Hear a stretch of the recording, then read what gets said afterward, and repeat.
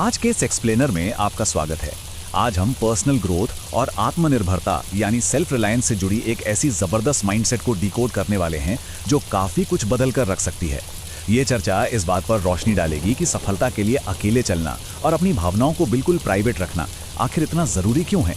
तो चलिए बिना किसी देरी के सीधे इस मुद्दे की गहराई में उतरते हैं। सोर्स मटेरियल का ये एक बहुत ही कमाल का कोट है, जरा ध्यान से सुनिएगा। सबके घरों में मरहम नहीं होता, लेकिन नमक जरूर होता है। सोचिए इसके बारे में। ये इंसानी फितरत की एक थोड़ी कड़वी पर एकदम सच्ची तस्वीर पेश करता है और यहीं से इस बात की नींव पड़ती है कि दुनिया के सामने अपनी परेशानियां और दुख बताना आखिर कितना सही है और कितना गलत। इमोशनल प्राइवेसी और वल्नरेबिलिटी यानी अपनी कमजोरियों को शेयर करने के छुपे हुए खतरे। चलिए अब देखते हैं कि अपनी परेशानियों का पिटारा दूसरों के सामने खोल देना एक इतनी बड़ी गलती क्यों मानी गई है। देखिए, जब हम तकलीफ में होते हैं ना, तो हमें मरहम की उम्मीद होती है, मतलब एक सच्ची मदद की। इंसान कमज़ोर पड़ने पर इसी मरहम की उम्मीद लगाता है, लेकिन रियलिटी क्या है? असलियत में समाज हमें अक्सर वही नमक देता है, मतलब हमारे जख्मों और कमज़ोरियों का फ़ायदा उठाता है। सच कहूँ तो अपना दर्द पब्लिकली दुनिया को बताने से दर्द कम होने के बजाय उसके बढ़ने के चांसेस कहीं ज़्यादा होते हैं। तो ऐसे में जब एक इंसान बिना किसी के सहारे के आगे बढ़ता है, तो उसे ये समझना होता है कि इस पूरे सफ़र में उसका असली गुरु कौन है। क्या सबसे बड़ा शिक्षक हमारी आखिरी मंजिल पर बैठा है या फिर वो कहीं और ही मौजूद है? ये एक अकेला सवाल सफलता को देखने का पूरा नजरिया ही पलट कर रख देता है। एक अकेले सफर को अपनाना और अनजाने रास्तों में गहरे सबक ढूंढना, यहाँ आकर सफलता के बारे में सोचने का तरीका पूरी तरह शिफ्ट हो जाता है। फोकस सिर्फ आखिरी मंजिल पर नहीं रहता, बल्कि उस पूरे सफर की फिजिकल और मेंटल प्रोग्रेशन पर आ जाता है। इस सोर्स में रास्ते की एक बहुत ही अनोखी और डीप डेफिनेशन दी गई है। रास्ता सिर्फ मंजिल तक पहुंचने का एक जरिया नहीं है, ये अपने आप में एक प्राइमरी टीचर है जो हमें जिंदगी के हर जरूरी सबक सिखा देता है। इसका तर्क ये है कि भले ही हमें अपनी मंजिल का बिल्कुल पता ना हो, लेकिन ये रास्ता खुद में इतना ज्ञान दे देता है कि हम आगे आने वाली हर चुनौती के लिए पूरी तरह तैयार हो जाते हैं। अगर इस प्रोसेस को स्टेप बाय स्टेप देखें तो ये एक बहुत लॉजिकल प्रोग्रेशन है।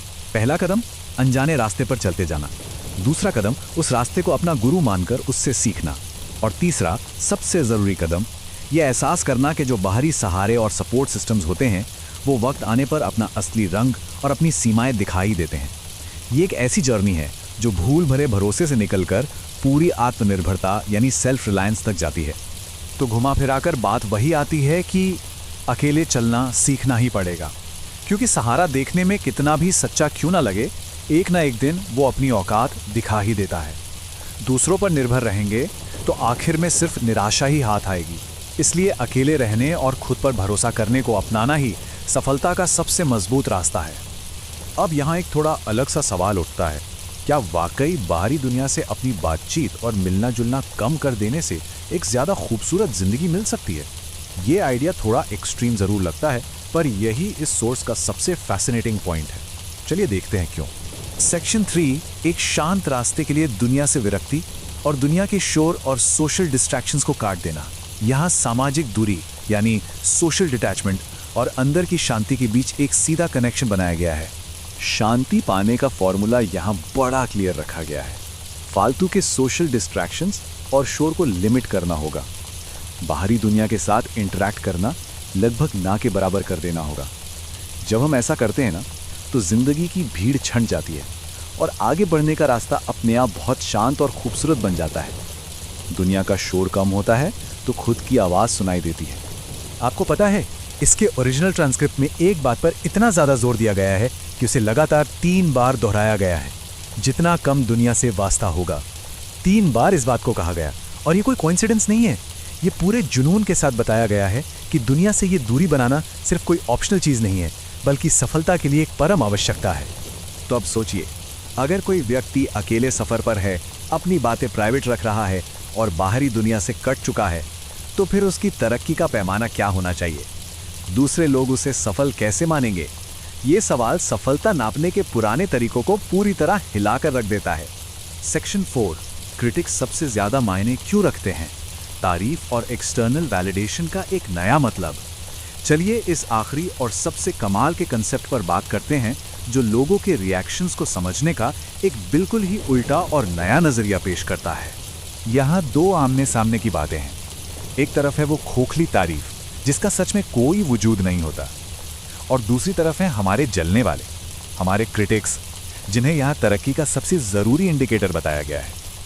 ये फिलॉसफी ये मानती है कि तारीफ कम होना चलेगा, पर अगर आलोचक कम है तो समझ लीजिए आप कुछ खास नहीं कर रहे। इस सोर्स का ये कोट सच में बहुत पावरफुल है।